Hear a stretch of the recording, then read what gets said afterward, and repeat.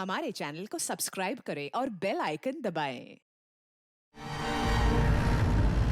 कानून की जुर्म पे हुई आज एक और शानदार जीत। खतरनाक मुजरिम बाला सिंजू, जिसे बच्चों की तस्करी के लिए देश के हर राज्यों की पुलिस तलाश कर रही थी, वो आखिरकार सीआईडी के हाथों पकड़ा गया। अब सीआईडी की टीम बाला से पूछताछ करेगी और बाला के इंटरोगेशन का वीडियो बना के उसे सबूत के तौर पर अदालत में पेश करेगी, ताकि बाला को सख्त से सख्त सजा दी जा सके।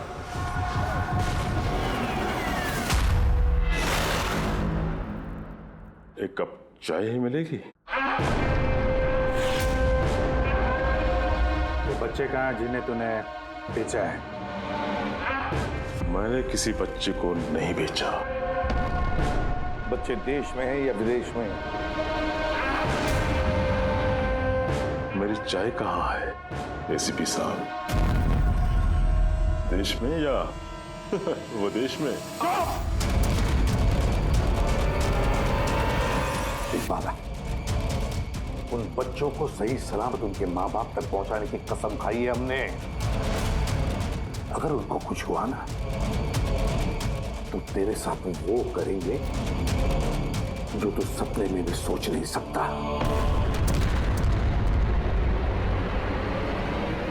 एसीपी साहब, आप मुझे धमकी दे रहे हो? हाँ? शुक्र मना हम लोग हैं तो सिर्फ बात कर रहे हैं। अगर दया होता ना तो क्या कर लेता वो? ज्यादा से ज्यादा मेरे लिए चाय बना के लाता वो।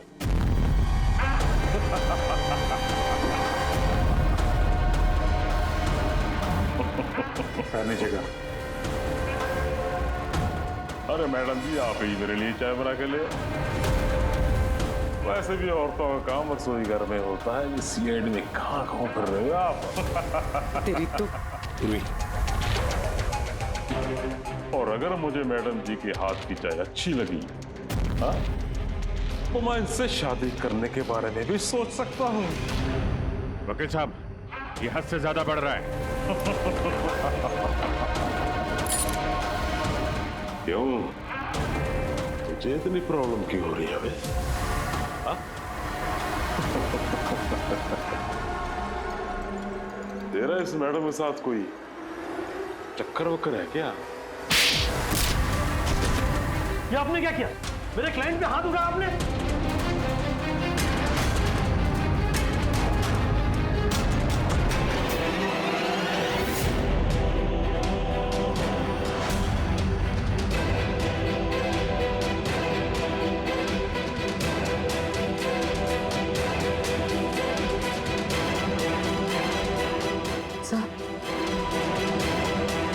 So he's dead? क्या?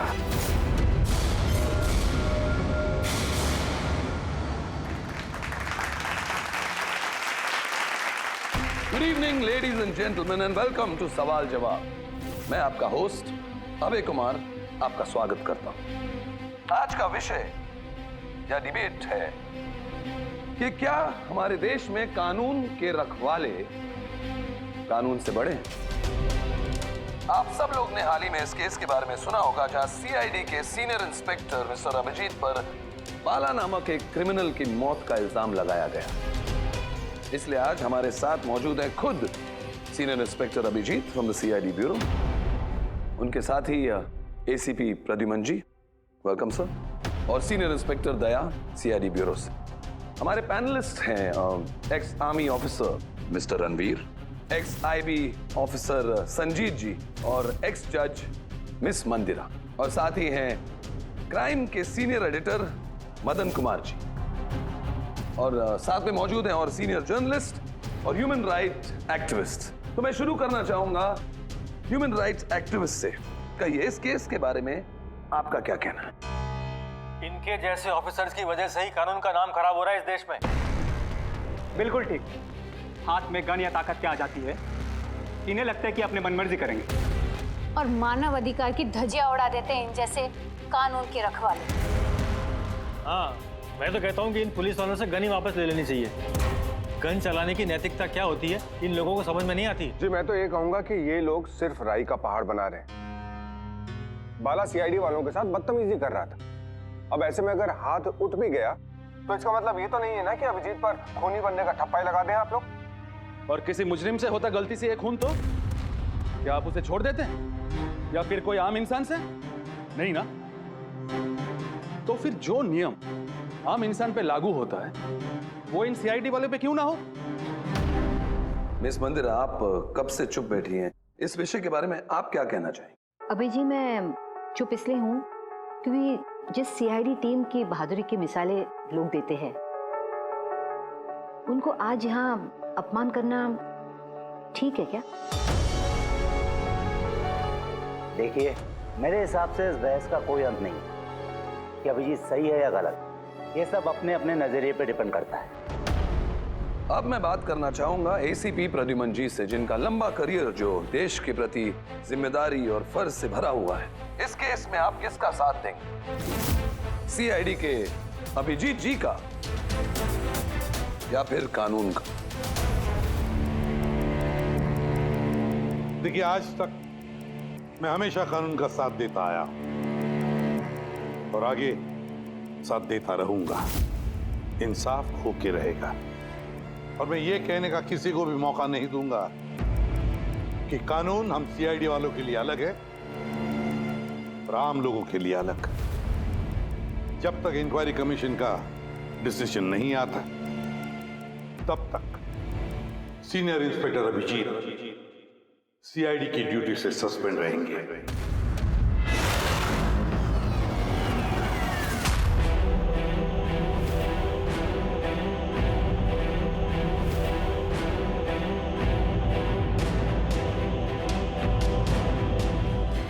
एक मिनट सर।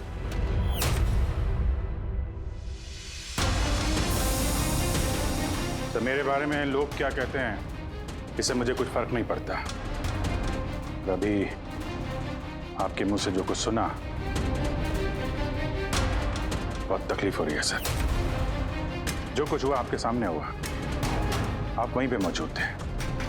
अपने दिल पे हाथ रख के कहिए सर कि मैंने जानबूझ के उस आदमी को मारा है। और अगर आपका जवाब हाँ है तो मैं बिना किसी अदालत के फैसले के खुद फांसी के फंदे के सामने जाके खड़ा हो जाऊंगा। अभिजीत, रिलैक्स। नहीं यार दया, बस। अच्छा मजाक बना रखा है। हर कुछ महीनों में कुछ लोग हमारे ऊपर इल्जाम लगाते हैं और सर हमारा साथ देने के बजाय हमें सस्पेंड कर देते हैं। और आप लोग बड़ी बड़ी बातें कर रहे थे मानव अधिकार की। क्या कह रहे थे आप? हमारे हाथों से गन ले लेनी चाहिए। अगर आज आप लोग अपने घरों में सुरक्षित तरीके से होली दिवाली मना रहे हैं वो इसलिए कि हमारे हाथों में गन्स हैं। हम लोग रात भर जागते हैं ताकि आप लोग चैन की नींद सो सकें। जब मुजरिम यहां सर पे बंदूक तानता है, छाती पे गोली चलाने वाला होता है और तब आपको यह याद दिलाया जाता है कि आपको पलट के मुजरिम पे वार नहीं करना है, सिर्फ टांग पे गोली चलानी है। उस दिन मैं आपसे ह्यूमन राइट्स और मानव अधिकार की स्पेलिंग पूछूंगा। उस दिन। आज मैं दुनिया वालों के सामने खुल के बोलना चाहता हूं, बाला जैसे आदमी को जिंदगी जीने का कोई अधिकार नहीं। वैसे भी अदालत उसे फांसी की सजा देती ना। कुछ दिन पहले मर गया तो कौन सा तूफान आ गया? और इतने साल अगर सीआईडी में मेरे हाथ बंधे नहीं होते तो इन जैसे लोगों का इंसाफ मैं कब का कर चुका होता है। और वैसे भी ऐसे कानून का क्या फायदा है जो मुजरिमों को सजा नहीं दे सकता? और वो कानून मुझे क्या सस्पेंड करेगा? मैं खुद सस्पेंड करता हूं ऐसे कानून को। दिल में जज्बा और जेब में इस्तीफा लेकर हमेशा घूमता हूं मैं।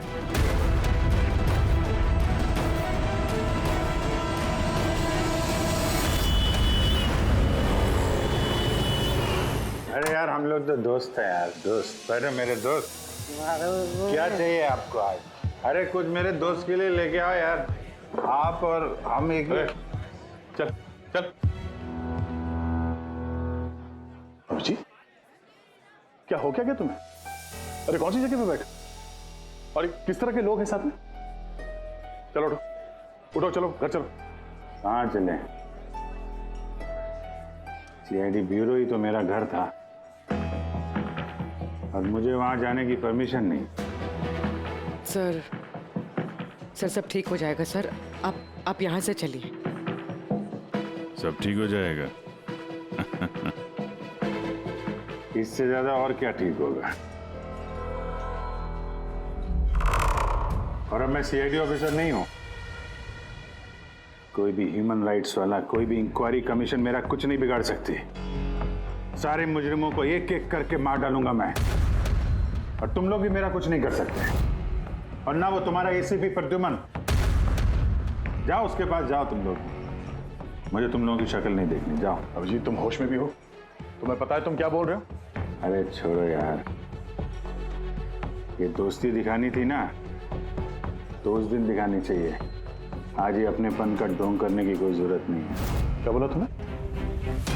ढोंग? तुम्हें ये ढोंग लगा? और क्या? सही है, एकदम सही है। सर जाओ जाओ, तुम भी निकलो।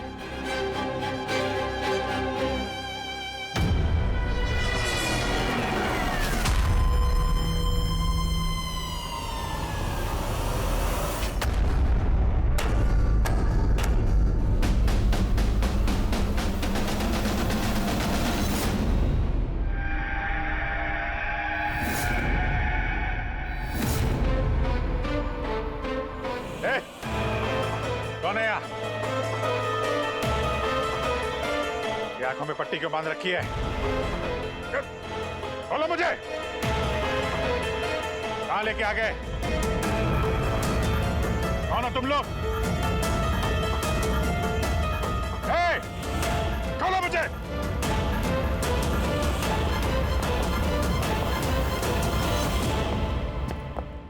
कौन हो तुम लोग? पट्टी खोलो।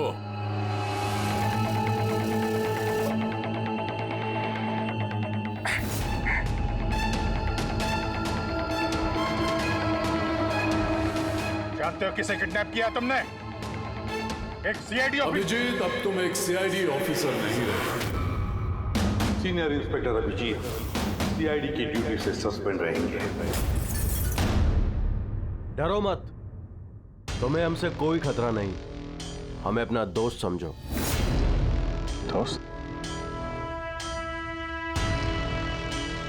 आखिर हो कौन तुम लोग? सब पता चल जाएगा अभिजीत कि हम कौन हैं और तुमसे चाहते क्या हैं। अंधेरे में छुप के क्यों खड़े हो? हिम्मत है तो सामने आओ। हम अंधेरे में इसलिए हैं क्योंकि ये देश और समाज रोशनी में हमें हमारा काम करने नहीं देता। क्या मतलब? हम भी तुम्हारी तरह कानून के रखवाले हैं, लेकिन तुम कानून के दायरे में रह के काम करते हो और हम उसके बाहर। हम सीधा मुजरिमों का इंसाफ करते हैं, न कोर्ट न कचहरी न इंक्वायरी कमीशन, सीधे सजाए मौत। एक मिनट,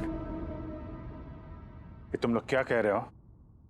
मैं कुछ समझ नहीं पा रहा हूं।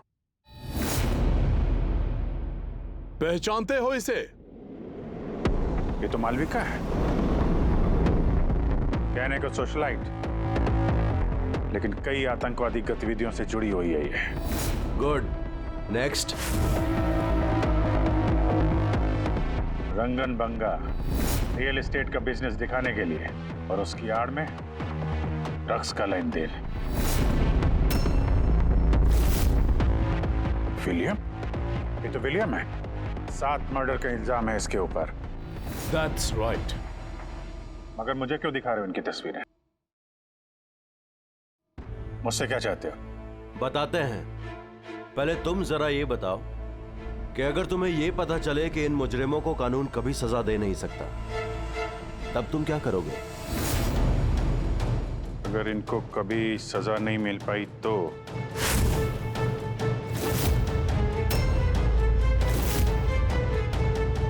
मैं खुद मार दूंगा इनको। वैसे भी किसी भी मुजरिम को इस धरती पे सांस लेने का हक नहीं है। सबको कुचल के मार देना चाहिए, सबको। Very good. तुम्हारे अंदर हम यही जोश और जुनून देखना चाहते थे। हम तुम्हारा दर्द समझ सकते हैं अभिजीत। अगर बाला गलती से मारा भी गया तो क्या फर्क पड़ता है, था तो वो एक मुजरिम ही ना। अब तुम ही बताओ अभिजीत, इतने सालों की ड्यूटी का ये जो सिला मिला है तुम्हें, क्या ये ठीक है? इनके जैसे ऑफिसर्स की वजह से ही कानून का नाम खराब हो रहा है इस देश में। और मानव अधिकार की धज्जियां उड़ा देते हैं इन जैसे कानून के रखवाले। हाथ में गन या ताकत क्या आ जाती है, इन्हें लगता है कि अपनी मनमर्जी करेंगे। नहीं, बिल्कुल ठीक नहीं है।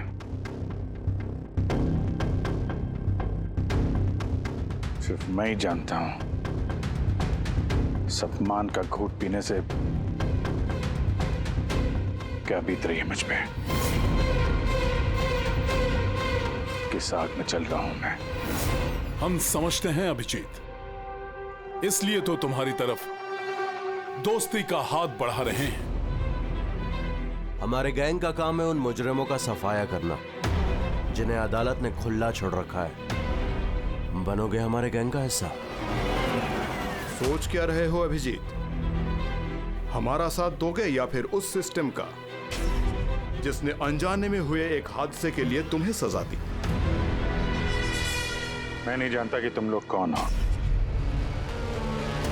पर जब लड़ाई जुर्म और मुजरिमों के खिलाफ है तो अभिजीत का जवाब हमेशा हाँ है। पर इससे पहले तुम्हें अपनी वफादारी की परीक्षा देनी होगी। वफादारी की परीक्षा? कौन है आदमी? छगन आज तक 5 औरतों को मार चुका है ये, और अदालत ने इसे दिमागी रूप में बीमार करार देकर रिहा कर दिया। लो रिवॉल्वर और चलाओ गोली।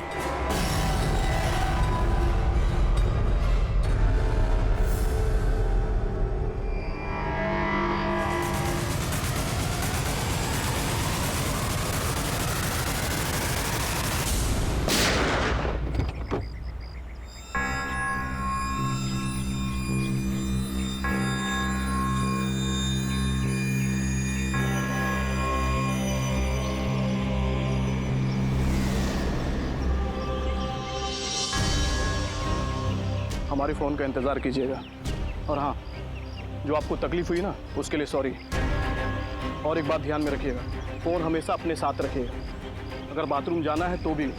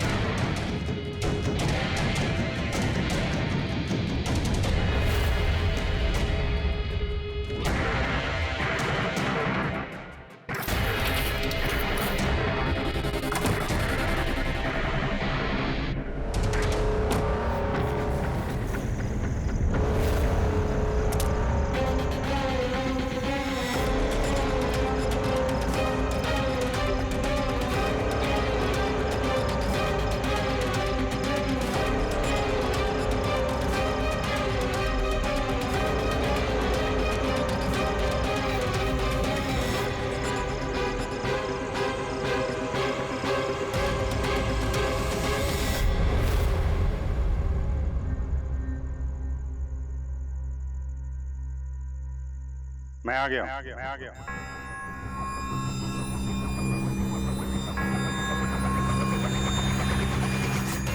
हमारा अंदाजा सही निकला। मतलब जो कहानी हमने फैलाई थी वो मान लिया उन लोगों ने, और चारा ही क्या था। जिस जाल में वो लोग फंसे हैं उसे हमने 1 महीने पहले ही फेंका था। सर, इतने खतरनाक मुजरिमों का एक के बाद एक कैसे खून हो जाना, ये संयोग नहीं हो सकता सर। सर, इन सब मुजरिमों का ये नया दुश्मन कहाँ से आ गया? आ गया या आ गए? इन पांचों का कोई एक ही दुश्मन होना जरा मुश्किल लगता है। पर सर, अलग अलग दुश्मन है तो फिर सबने एक साथ हमला कैसे किया? पूरी लोग अलग अलग हो सकते हैं, लेकिन गैंग एक ही है, मकसद भी एक ही, बुरे लोगों का खात्मा करना। लेकिन कानून को अपने हाथ में लेकर अलग अलग शहरों पे अलग अलग टाइम पे खून करना, इतनी लंबी प्लानिंग किसी एक आदमी के बस की बात तो नहीं है। बिल्कुल ठीक कह रहे हो अभिजीत। लगता है कुछ मिल गया तुझे, हैं? हाँ बस। क्या? बस इसमें कोई एक खूनी नहीं है, क्योंकि अधिकतर हर एक खूनी का खून करने का अपना एक खास पसंदीदा तरीका होता है, लेकिन यहाँ पर ऐसा नहीं। ये देखो, इसे गोली मारी गई है। गोली बहुत दूर से मारी गई है, लेकिन गोली सीधी जाकर के दिल में लगी है, 1 इंच भी इधर उधर नहीं। दूसरा, इसे मार्शल आर्ट के किसी एक खास मूव से मारा गया है, बहुत ही खतरनाक, एक झटके में चित। और ये तीसरा मर्डर?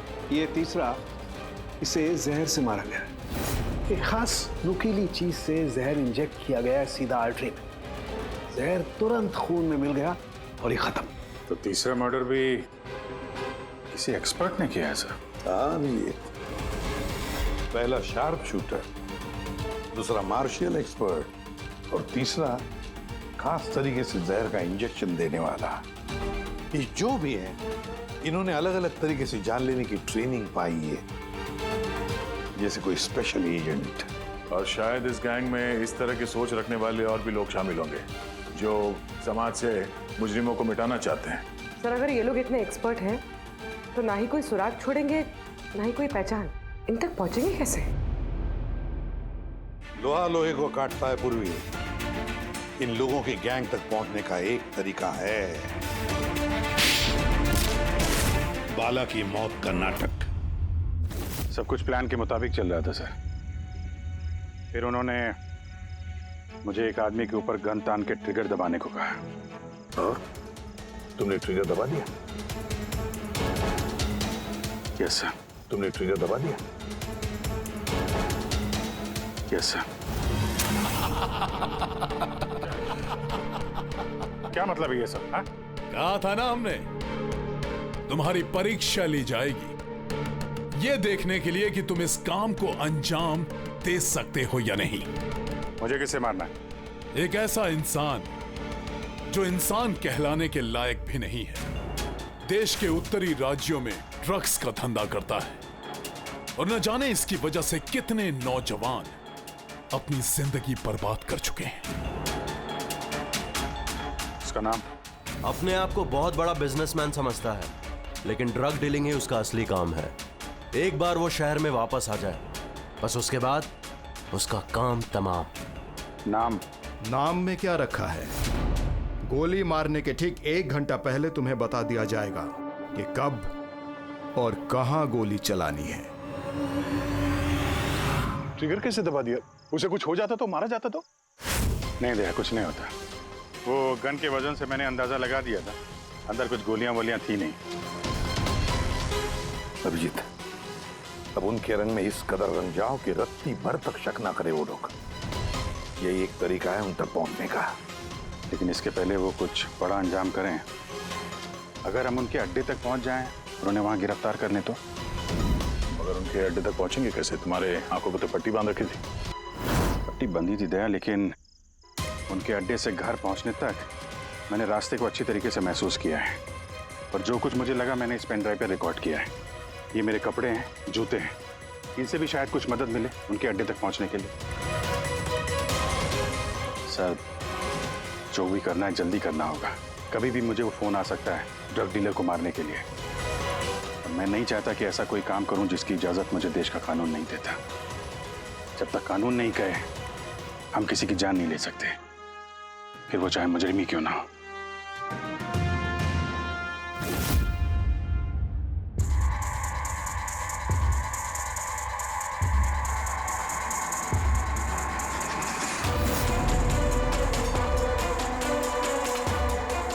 ध्यान से सुनना, कुल मिला के 1.5 घंटे लगे थे मुझे उनके अड्डे से अपने घर आने में।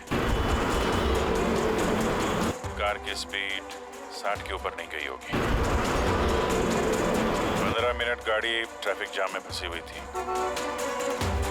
10:15 उस वक्त मुझे किसी की अर्थी जाती हुई सुनाई थी। और हाँ, जब हम अड्डे से निकले थे तो वहाँ कहीं मंदिर में आरती हो रही थी लाउड स्पीकर पर। और कुल मिला के 6 ट्रैफिक सिग्नल पे गाड़ी रुकी थी और कुछ 5 फ्लाईओवर्स थे और हर फ्लाईओवर को क्रॉस करने में करीब 40 से 45 सेकंड लगते। रेलवे स्टेशन और एक फ्लाईओवर के नीचे रेलवे स्टेशन था जहाँ पे ट्रेन की अनाउंसमेंट हो रही थी। सर आप अंदर। सर ये देखिए, अनिकेत कुमार सर, सीबीआई ने अभी थोड़े दिन पहले इससे बातचीत भी की थी। सर देश के कई जगहों पर ये ड्रग्स का धंधा करता है। अभी कहाँ है? सर वो फ्रेडी सर दिख रहे हैं। सर ये पैडी है, धान। ओह, ये पैडी है। वो जो तुम अभिजीत की कमीज पर से लेके आई थी वो रेशा, वो एक गनी बैग का रेशा, किसी बोरी का। मतलब पैडी और बोरा, इसका मतलब ये कोई गोदाम है। गोदाम को अपना अड्डा बना रखा है उन लोगों ने। कोई ऐसा गोदाम जहां पर अनाज रखा जाता है या फिर कोई ग्रेन मिल। सर ये रूट लिया उन लोगों ने। ये रूट ठीक वैसा है जैसे अभिजीत सर ने बताया था, विरार की तरफ जाता है ये। गुरजापुर में। हाँ डॉक्टर साहब, क्या अभिजीत को अनाज के गोदाम में रखा गया था? अनिकेत आज सुबह ही ग्रीस से वापस लौटा है, अभी तो वापिस नहीं आया। अच्छा, तो अब गैंग वालों का फोन आएगा अभिजीत को। आएगा फोन।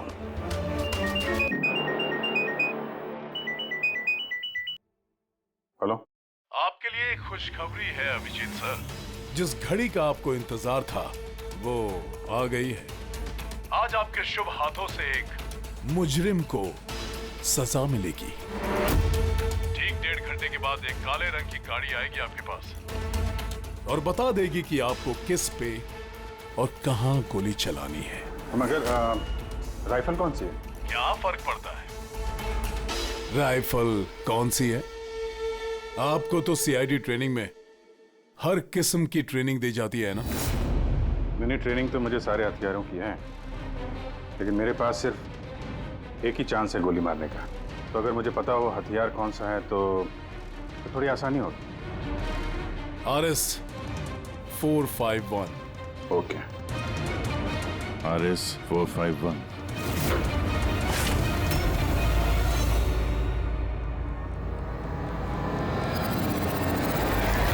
ये क्या कह रहे हैं आप? मेरी जान को खतरा है? फिर तो मैं कहीं जाऊंगा ही नहीं, घर के अंदर ही छुप के बैठूंगा मैं। सारी मीटिंग्स कैंसिल।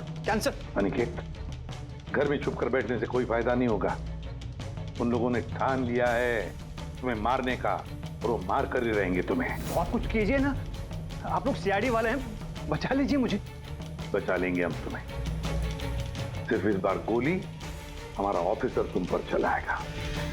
तुम्हारे इन कपड़ों के अंदर एक बुलेट प्रूफ जैकेट होगा और कुछ खून के पैकेट्स। अगर निशाना इधर उधर चला गया तो? अगर गोली सर पर लग गई तो? कुछ नहीं होगा, क्योंकि गोली भी नकली होगी। और हाँ, तुम्हें तुम्हारे कर्मों की सजा जरूर मिलेगी, मगर पहले हम तुम्हारे जरिए उस मास्टरमाइंड को पकड़ेंगे। अब बताओ, मीटिंग के लिए कहाँ जाने वाले थे तुम? अगली मीटिंग 1 घंटे में है। एक मॉल के बाहर एक प्रोडक्ट लॉन्च है। मॉल के बाहर? हेलो, मुझे लगता है मिशन कैंसिल करना पड़ेगा। मगर क्यों? बाला जिंदा है।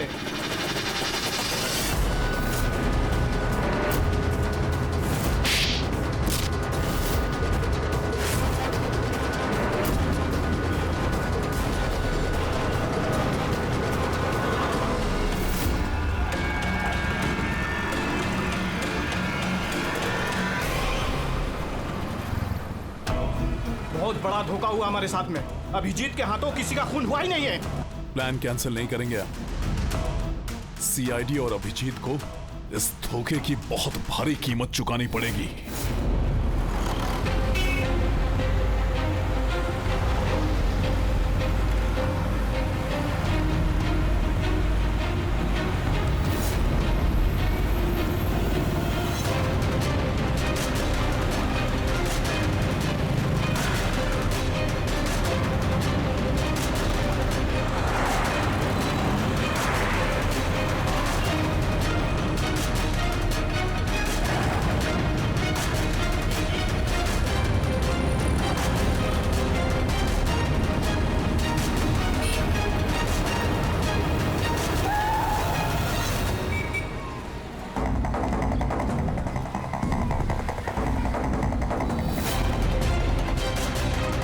यहाँ पे वो आदमी आने वाला है।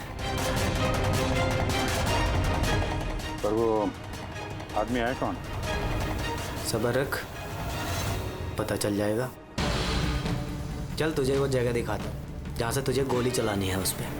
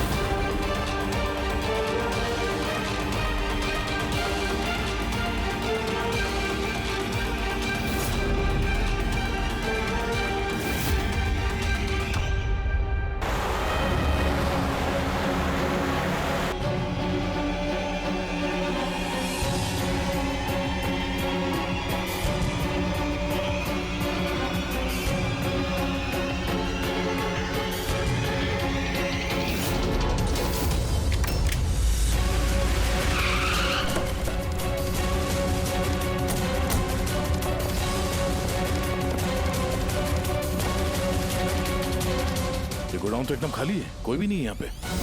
हाँ सर, ये वो गोदाम तो नहीं लग रहा है जिसे हम ढूंढ रहे हैं। ओ भाई साहब, कौन है आप लोग? क्या चाहिए? तुम यहाँ पे काम करते हो? ये गोडाउन को इस्तेमाल कर रहा था क्या? नहीं तो पिछले 2 साल से बंद पड़ा हुआ है और ये गोदाम हमारे बॉस को बेच रहे हैं। अब क्या खरीदने आए? अगर ये वो गोडाउन नहीं है तो फिर कौन सा गोडाउन है?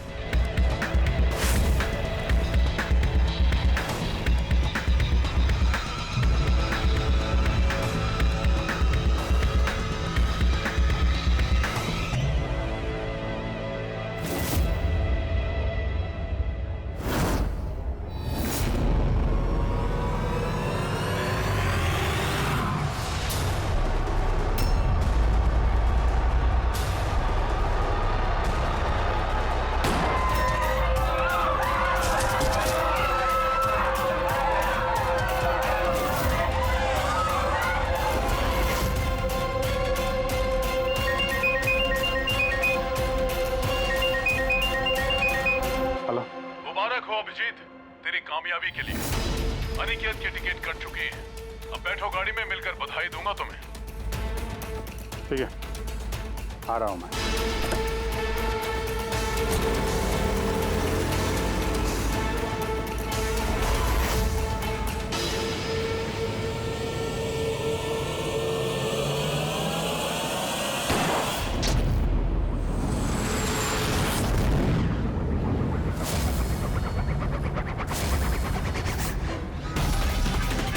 पंकज, पूरा छोड़ना नहीं।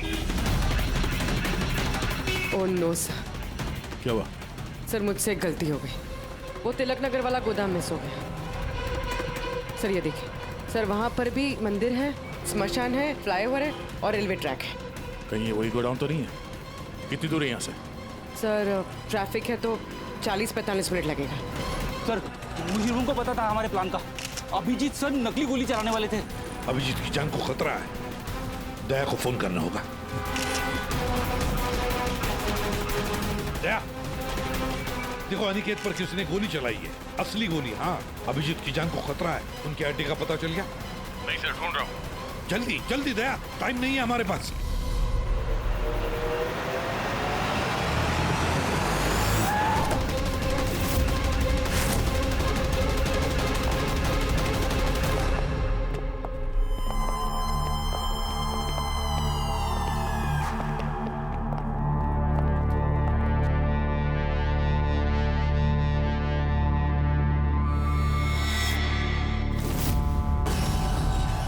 बहुत बहुत बधाई हो तुम्हें, वेल डन। अनिकेत के मौत की खबर हर न्यूज चैनल पर छा गई है और अब तुमने हमारा विश्वास जीत लिया है। इसलिए अब हम अंधेरे से रोशनी में आकर तुमसे अपनी पहचान करवाएंगे।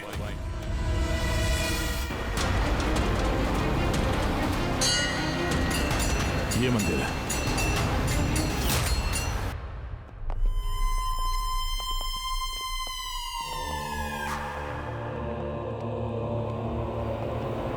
हमारे पैनलिस्ट हैं ex IB officer Sanjeet ji, ex जज miss Mandira, ex army officer mister Ranveer. Oh, तो आप लोग हैं? हाँ, हम। क्यों? हैरानी हुई हमें देखकर? भूल गए उस दिन जब सिर्फ मैंने तुम्हारा समर्थन किया था?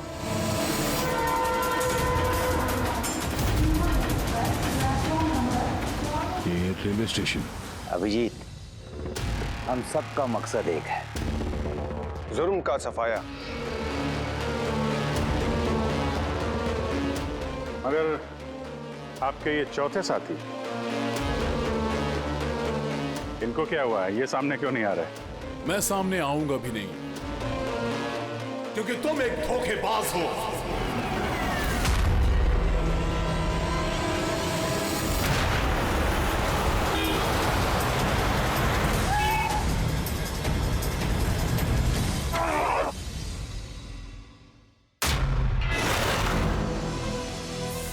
बाला जिंदा है? हाँ, ये जिंदा है, क्योंकि ये सब सीआईडी की सोची समझी चाल थी हमें फंसाने के लिए।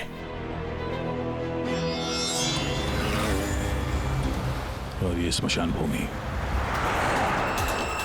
और अनिकेत? वो भी जिंदा होगा। जरूर इस अभिजीत ने उसे नकली गोली मारी होगी। अभिजीत, इस धोखे की सजा सिर्फ मौत है, सिर्फ मौत। तुम और बाला दोनों मरोगे, दोनों। और तुझे हम नहीं मारेंगे, ये मारेगा। मैं क्यों?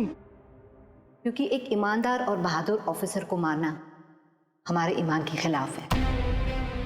चल, तू मार, नहीं तो हम तुम्हें मारेंगे। वो तो आप वैसे भी मार दोगे। नहीं, हम तुम्हें एक और मौका देंगे। चलाओ गोली। ले वाला, पिस्तौल ले। ले।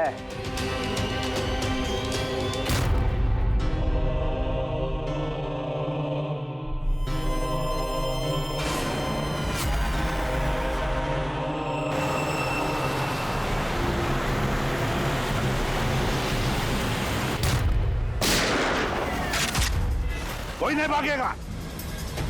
चल। मैं आपका होस्ट अभय कुमार। हम लोगों ने जो कुछ भी किया उसका हमें बिल्कुल अफसोस नहीं।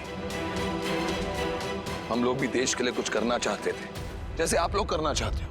देश के लिए कुछ कर गुजरना बड़ी अच्छी बात है, पर जो रास्ता तुम लोगों ने अपनाया ना, वो गलत है, कानून के खिलाफ है। तो कानून कौन सा 100% परफेक्ट है?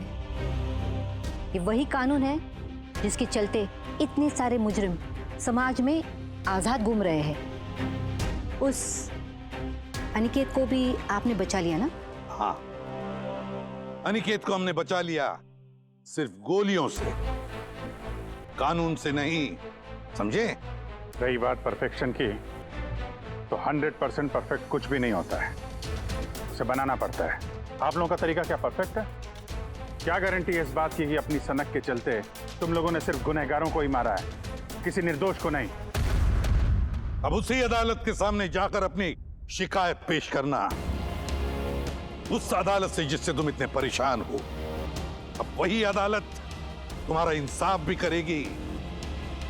अब पता चलेगा तुम लोगों को कि अपने देश के कानून की मर्यादा का एहसास क्या होता है।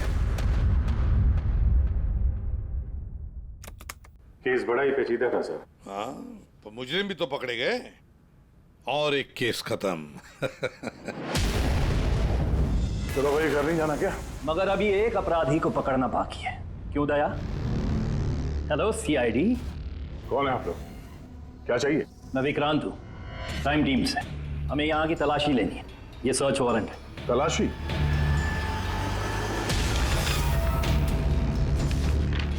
हमारी आप सबसे रिक्वेस्ट है कि आप सब हमारे साथ पूरी तरह से कोऑपरेट कीजिएगा।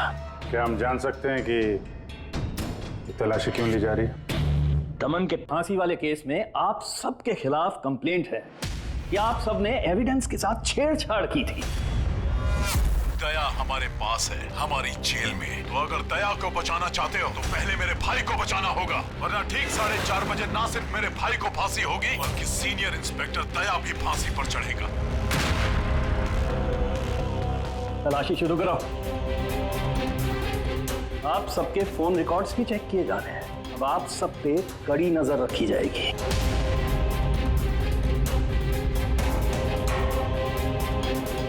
और हाँ, आप सबके साथ अकेले अकेले सवाल जवाब भी किए जाएंगे। मेरी आपको पर्सनल सलाह है, जो भी बोलना बिल्कुल सच बोलना। ये सीआईडी का फ्यूचर तय करेगा। सीआईडी से हैं, कोई पानी का बुलबुला नहीं। और तुम कौन होते हो हमारा फ्यूचर तय करने वाले? हाँ? सीआईडी की बुनियाद सच की नींव पे टिकी है। झूठ बोलना हमें आता नहीं। हाँ हाँ पता है, आप सीआईडी वाले हो, पता है।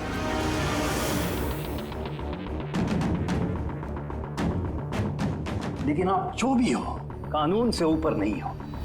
और अब वक्त आ गया है कि आपको कानून की याद दिलाई जाए। ना पता है हमें, हम कानून से ऊपर नहीं, पर हम कानून के रखवाले हैं। कानून के रखवाले हम सीआईडी वाले हैं। और हम गर्व से कहते कि हम सीआईडी वाले हैं। और हमारे खून का एक एक कतरा सीआईडी को और इस देश को समर्पित है। For more updates, subscribe to our channel, click the show links and enjoy watching the videos.